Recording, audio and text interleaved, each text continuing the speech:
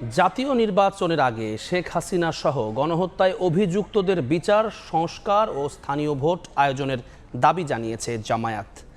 সকালে রাজবাড়ীতে জেলা জামায়াতে ইসলামের কর্মী সম্মেলনে প্রধান অতিথির বক্তব্যে দলটির সেক্রেটারি জেনারেল অধ্যাপক মিয়া গোলাম পরওয়ার এই কথা বলেন।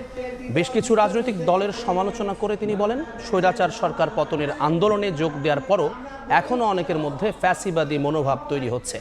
অনুষ্ঠানের সদর ছাড়াও রাজবাড়ীর বিভিন্ন উপজেলা থেকে জামায়াতের নেতাকর্মীরা অংশ নেন। নির্বাচনী ব্যবস্থা সংস্কারের জন্য যতটুকু যৌক্তিক সময় আপনি সেই সংস্কার করে নির্বাচনের তারিখ ঘোষণা করুন।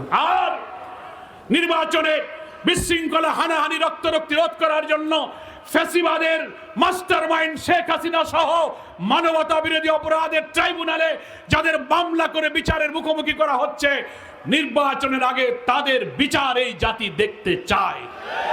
ফলে বিচার, সংস্কার, স্থানীয় নির্বাচন, এই তিনটা কাজ জাতীয় নির্বাচনের আগে করতে হবে।